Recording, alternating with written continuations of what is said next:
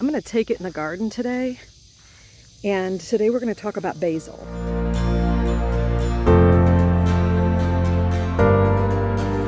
I have basil strategically placed throughout my garden. Welcome to my jungle. The reason I plant basil is for a number of reasons. It's a great companion plant. That's one of the reasons. Of course, I cook with it.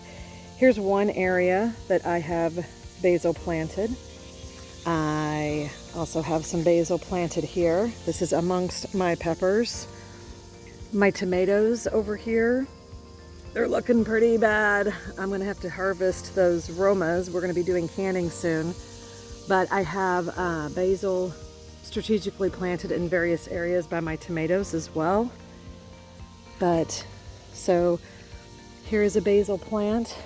I have a basil plant over here. As you can see, they get very tall. I'm gonna guess this is probably at least, I don't know, 3.5, 4 foot tall, this basil. So periodically I come in here and I prune for the sake of pruning, because pruning is good. It doesn't go to seed as quickly. When they go to seed, it gets kind of bitter. And actually I see some of them going to seed. I need to make sure I cut those off. So let me show you where I prune. So like I'm gonna prune this one right here. I might prune this one back quite a bit, quite aggressively. Can you see where you have these leaves down here? I'm gonna prune right above here. So let me go ahead and do that. I'm just gonna prune right above here. So I have this piece, and I have some more pruned here. Oh my goodness, we have several of these. I'm gonna prune this one right here. I have my bean plant growing around this, so I need to untwine this and try to redirect the growth of where my bean plant's gonna go. So I'm gonna prune a little bit more up here and get rid of the parts that it's trying to go to seed. So let me go ahead and do that, and then I'm gonna show you what I'm gonna do next in the house. Okay, so I somewhat aggressively pruned back this plant. I have my harvest right here.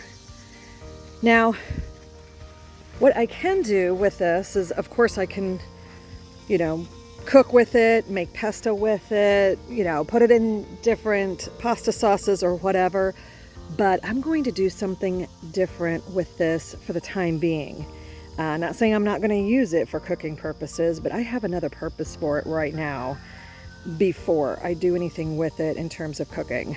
Here is my bouquet of basil, and that is exactly what I'm going to do with it here in the house. I love not only the taste of basil, but I also love the look and smell of basil when it comes to, whether I'm in my garden, I brush across it and I can smell that aroma. So I figured, why not put it in the house and create a bouquet with it? As you can see, my zinnias here are spent, so I'm going to compost this, clean out this jar, and then I'm going to show you what I do with these. So if any of you have any experience with flowers, and you really don't even have to have experience with flower arranging, but the general rule of thumb is when you put flowers in water, do not have any of the leaves or anything touching the water, because it will create a situation where it will start like getting moldy and nasty. So I always strip the leaves, whatever area I think the water is going to be touching. I cut at a 45-degree angle, and then I just pop it in the water. So and these leaves are not going to go to waste. I will use them for something in the meantime. But let me go ahead and continue doing that, and I'll show you what the result is. And then I'm going to show you what happens to the basil, because I already have a jar that's probably been in here maybe a week or a little more. I'm going to show you what happens to the basil and then what you can do with it after. So I'm going to get this last one stripped, cut at a 45-degree angle. And the reason why we cut at a 45-degree angle, in case you're not sure, is because you want to try to allow as much space as possible for that water to suck up through.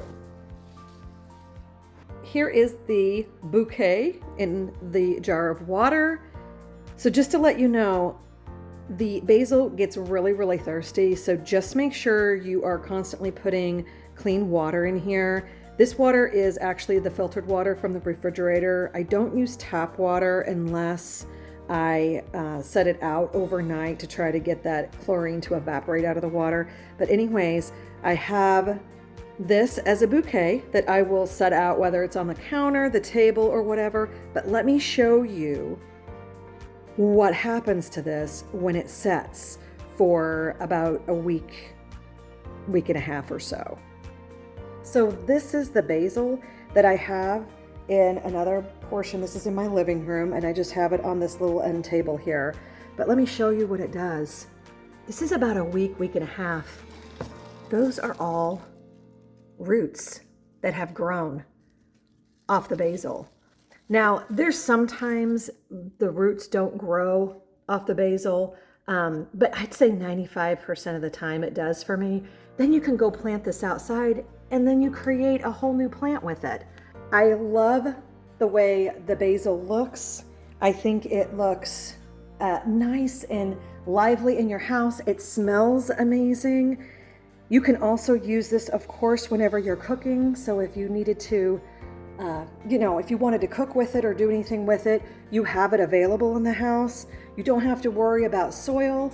Anyways, let me know in the comments below if you have done this or if you plan to do it. All right, so I want to thank you for watching. That's a wrap, and until next time.